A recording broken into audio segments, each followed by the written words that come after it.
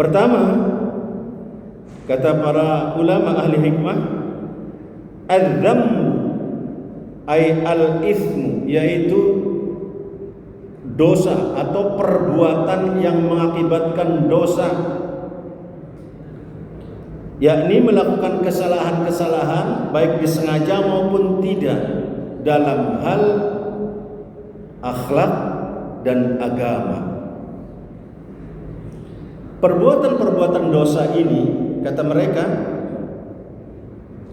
akan dianggap buruk ketika dilakukan oleh anak muda. Anak muda yang melakukan perbuatan dosa dianggap buruk.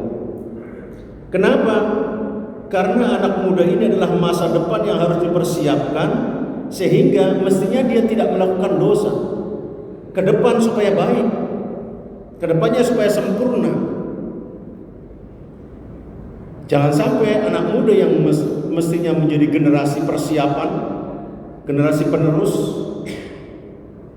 dalam estafeta perjuangan agama, estafeta perjuangan akhlak dan perjuangan bangsa, jika mereka kesehariannya berbuat salah dan berbuat dosa, maka itu adalah sikap yang buruk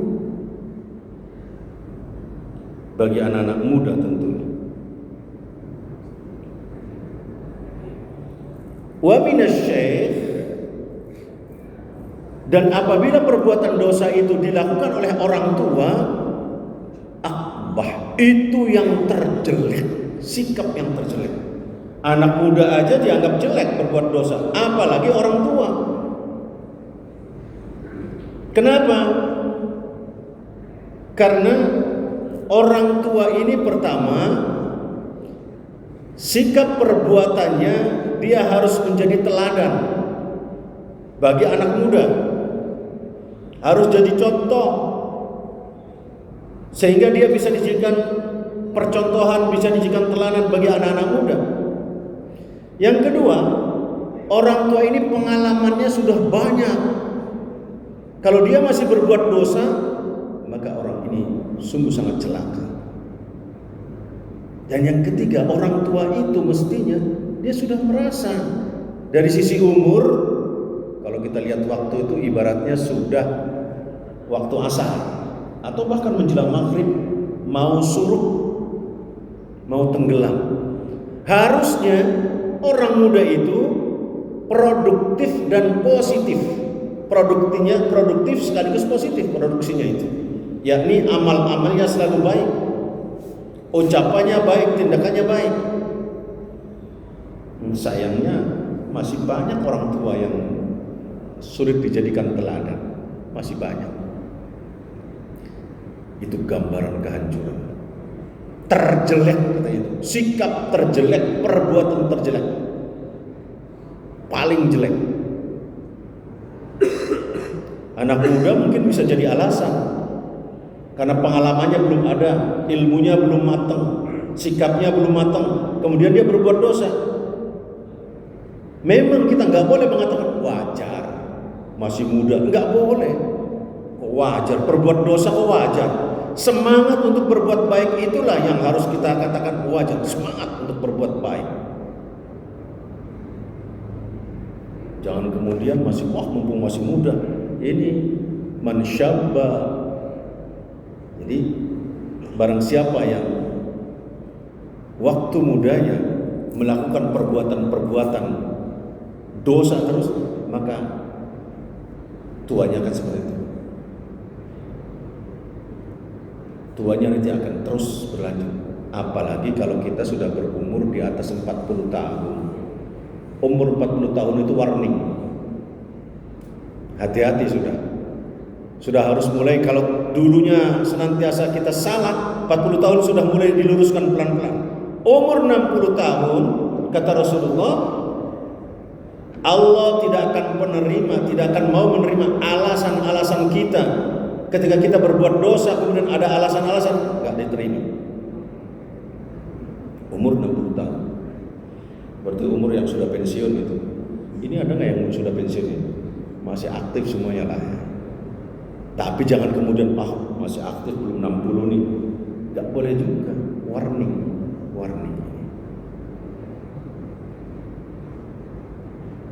Anak muda berbuat dosa itu perbuatan yang buruk. Tapi perbuatan yang terburuk kalau dosa itu dilakukan oleh orang tua. Masya Allah, sudah tua. Dan mohon maaf, bukan hanya agama yang mengecam. Nurani kita ketika melihat ada orang tua melakukan perbuatan-perbuatan maksiat, kita pasti mengecam. Sudah tua kok masih begitu aja. Loh, ada orang tua malah, mohon maaf ya, menzinahi anak muda, bahkan anak kandung, bahkan cucunya ada.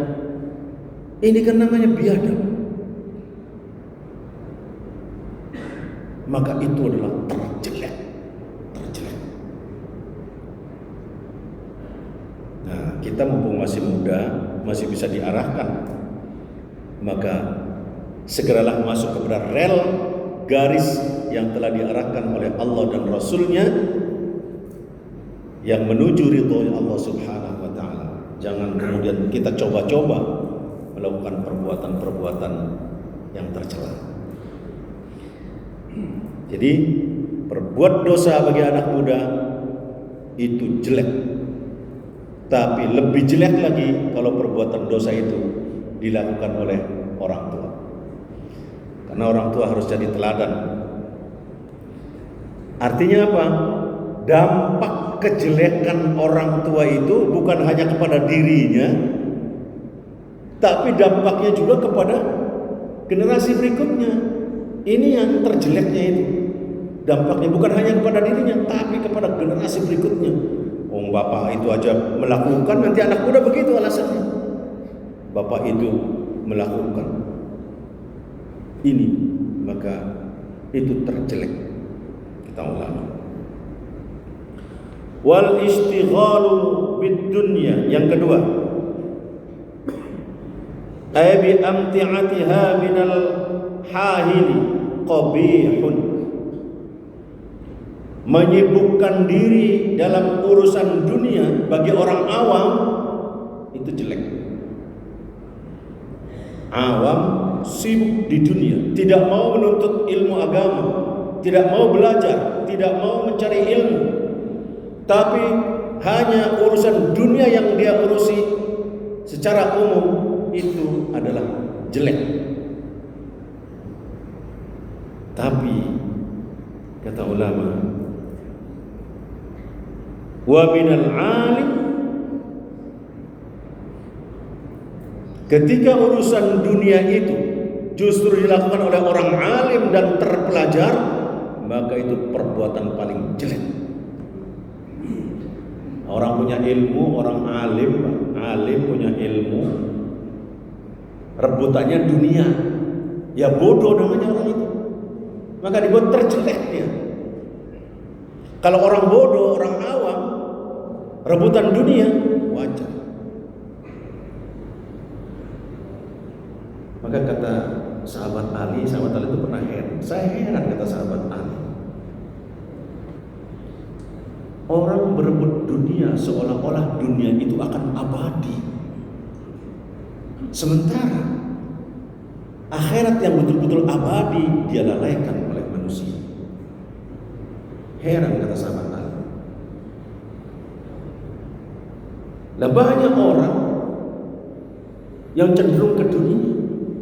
Sampai mohon maaf, ada orang, saya nih kok nggak naik-naik pangkat gitu ya. Susah banget naik pangkat.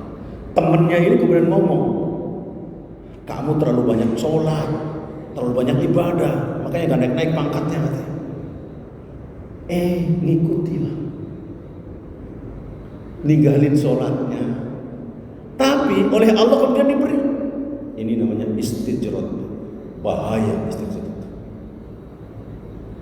Bahaya. Orang istijrat dikasih di dunia ini, tapi di akhirat akan disiksa. Sabar menghadapi dunia. Allah pasti ngasih. Yang namanya rezeki itu seperti ini. Nah, ini rezeki ini. Sudah dikasih seperti ini. Satu kotak ini istrinya Bapak Januar. Kotak rezekinya. Tergantung kita ngambilnya. Mau diambil dengan cara yang halal, bisa pelan-pelan dengan cara yang halal. Diambil dengan cara haram, bisa. Tapi endingnya akan seperti ini juga, utuh seperti ini. Itu rezeki yang sudah dibatasi oleh Allah Subhanahu wa Ta'ala. Sayangnya orang kadang tidak sabar, kemudian mengambil rezekinya dengan cara yang haram. Ending akhirnya itu sama yang sudah ditetapkan oleh Allah Subhanahu wa Ta'ala.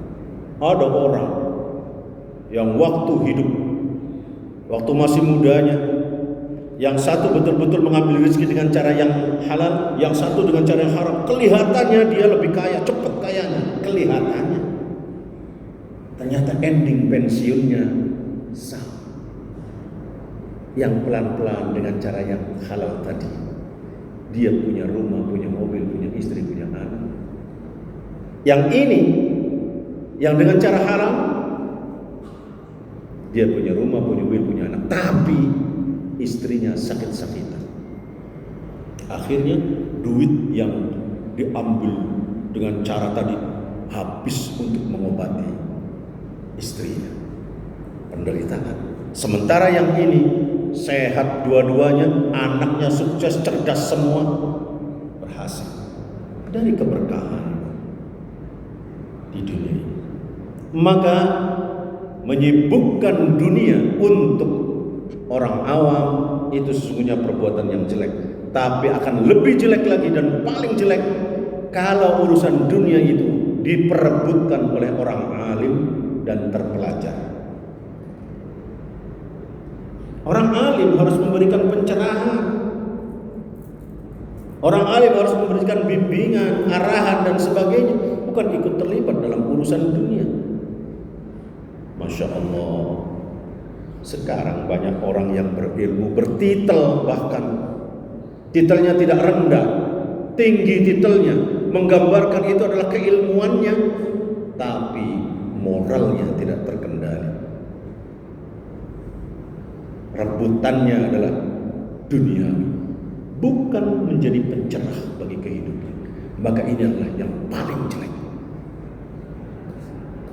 Orang paling jelek, orang punya ilmu, orang alim, sarjana, berstatus, tapi orientasinya duniawi. Itu kata para hukama adalah sikap yang paling jelek, akbah, terjelek. Insyaallah. Digambarkan oleh Rasulullah di sini, man izdada ilman walam yazdad fid dunya zuhdan lam yazdad minallahi ta'ala illa bu'dan. Barang siapa yang bertambah ilmunya walam yazdad fid dunya, dan tidak bertambah zuhudnya, walam yazdad fid dunya zuhdan, tapi tidak bertambah zuhudnya terhadap dunia, lam yazdad minallahi ta'ala illa bu'dan, maka dia tidak akan bertambah sesuatu kebaikan dari Allah Subhanahu wa ta'ala kecuali tambah jauh dengan Allah Subhanahu wa ta'ala, tambah jauh. Ilmunya akhirnya apa? Bukan untuk mencerahkan umat, tapi ilmunya untuk kezaliman. Ilmunya mestinya memberikan kemanfaatan, tapi ilmunya memberikan madarat, karena orientasinya adalah duniawi. Kalau orientasinya duniawi, akhirat tidak ikut. Tapi kalau orientasinya akhirat, dunia akan terbawa. Ini teori ini sangat manjur dan betul-betul terbukti. Rasul mengatakan, kita melaksanakan kehidupan akhirat, dunia akan ikut, tapi kehidupan dunia tidak akan membawa kehidupan akhirat. Maka niati segala sesuatu karena Allah, sehingga keikhlasan itu muncul, maka yang akan kita dapatkan kenikmatan. Apapun yang kita rasakan, kenikmatan yang akan kita dapatkan, karena kita ridho atas segala sesuatu. Yang ketiga, wattakasulu fit ta'at, malas dalam taat kepada Allah Subhanahu wa taala. Untuk jamaah, dengar azan dengar, teriak azan dengar, tapi berangkat ke masjid malas. Untuk membaca buku malas. Tapi begitu melihat di HP-nya gambar-gambar, wah semangat.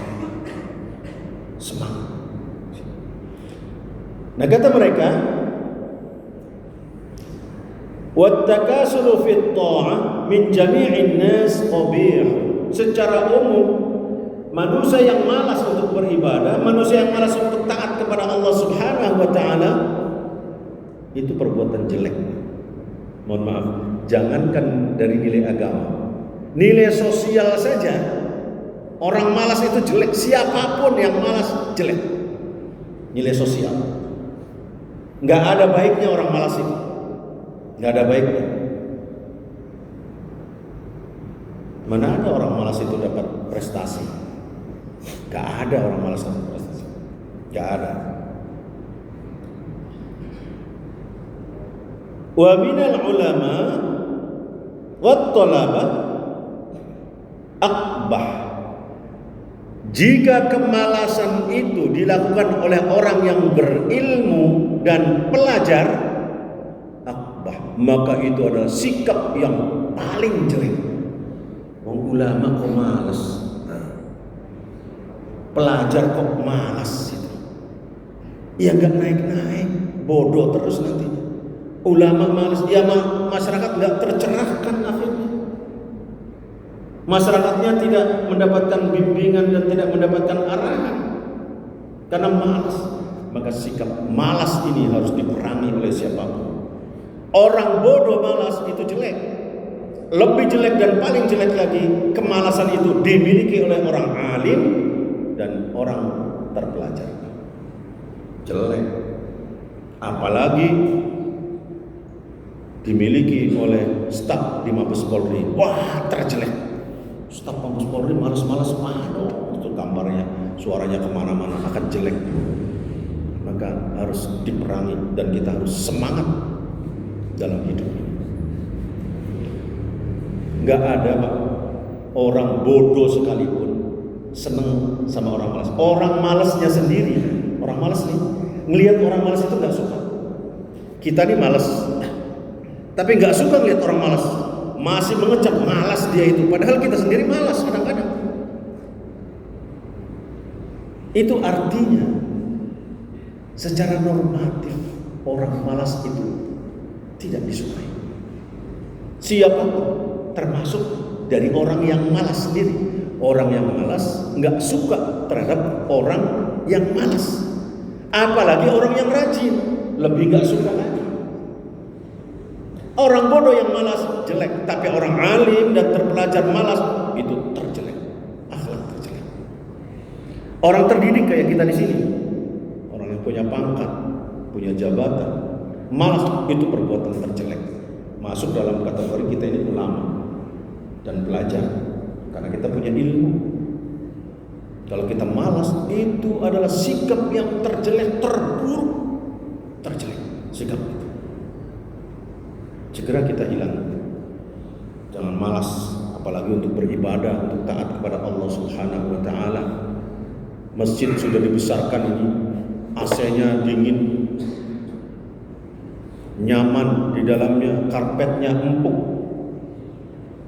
Saking nikmatnya mendengarkan ceramah, bisa sambil tidur, saking nikmatnya itu. Masya Allah, nikmat ini.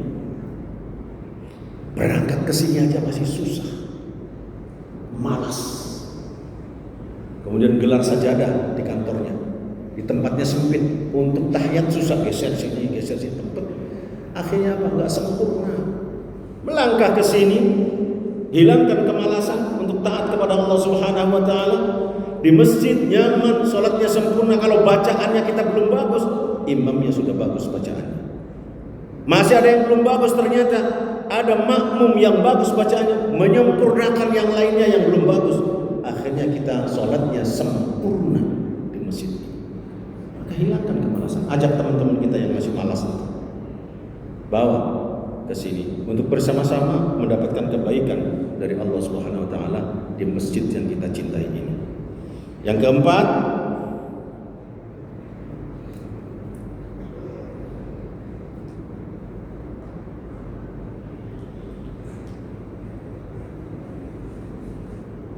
dosa sibuk dunia, malas,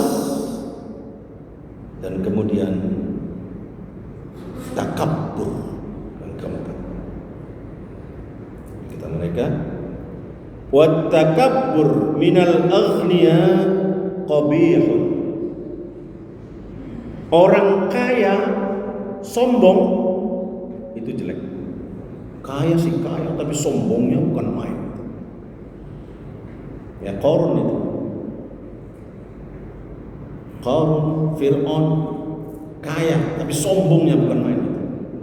Pada puncak kesombongannya akhirnya dipatahkan oleh Allah Subhanahu wa taala. Qarun sombong dengan kekayaannya,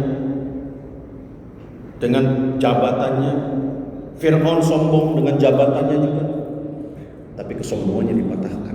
Orang kaya yang sombong itu jelek perbuatan begitu tuh. Tapi lebih jelek lagi, sombong itu dilakukan oleh orang fakir. Masya Allah, sudah miskin sombong lagi. Ini apa yang diharapkan? Maka kata Al-Hikmah di sini, wat takabbur minal aghniya qabihun. Kesombongan yang dimiliki oleh orang-orang kaya itu jelek. Wa minal fuqara akbah. Sikap sombong yang ditunjukkan oleh orang-orang fakir itu terjelek. Masya Allah. Jenderal sombong jelek. Lebih jelek lagi kopral sombong. Masya Allah itu. Masya Allah, paling jelek itu. Udah kopral sombong lagi. Jenderal aja nggak sombong. Kira-kira gambarannya seperti itu. Gambarannya seperti itu kira-kira. Akhirnya apa? Orang sombong saja. Nih, orang sombong nggak suka terhadap orang sombong yang lainnya itu. Nggak suka. Nggak usah diajak, dia sombong orangnya. Orang sombong aja nggak suka sama orang sombong yang lain, apalagi orang yang tawadhu. Maka hilangkan kesombongan, apapun bentuknya kesombongan, baik karena dunia, karena ilmu, karena jabatan. Kesombongan kita tinggalkan semua, tawadhu. Karena ternyata kesombongan itu perbuatan jelek dan terjelek. Karena itu, mari jamaah sekalian, dalam waktu yang singkat ini kita bermuhasabah pada diri kita. Sudah umur berapa kita? Masihkah kita kategori muda? Kalau kita masih muda, maka kita harus segera mengerem perbuatan dosa tadi. Kita arahkan untuk perbuatan-perbuatan yang baik, supaya saat tua kita betul-betul mengarah kepada kebaikan. Kalau kita masih sibuk dalam masalah dunia, maka dunia kita gunakan untuk kemanfaatan akhirat. Dunia kita raih sebanyak-banyaknya untuk kemanfaatan akhirat. Karena dunia ini bisa dibawa ke akhirat. Kalau ada orang mengatakan, ngapain dunia, kemudian gak bisa dibawa ke akhirat? Bisa. Sekarang harta benda bisa dibawa ke akhirat. Gimana cara membawanya? Titipkan ke orang lain. Titipkan ke anak yatim, titipkan ke pesantren, titipkan ke tempat-tempat sosial, titipkan. Saya nitip, nanti saya ambil di akhirat. Di akhirat nanti diambil dalam bentuk pahala. Titipkan itu. Dan kalau kita masih malas, maka kita segera hilangkan kemalasan itu, ganti dengan semangat untuk beribadah kepada Allah Subhanahu wa taala, taat kepada Allah Subhanahu wa taala. Dan kalau kita masih sombong, mari kita ganti kesombongan dengan tawadhu, sehingga sikap kita senantiasa manusiawi terhadap siapapun. Semoga Allah Subhanahu wa taala senantiasa memberikan bimbingannya kepada kita semua untuk senantiasa memperbaiki diri, semakin hari semakin baik dalam kehidupan kita, sehingga ridho Allah senantiasa menyertai kita semua. Terima kasih. Wallahul muwaffiq ila aqwamit thoriq. Wassalamualaikum warahmatullahi wabarakatuh.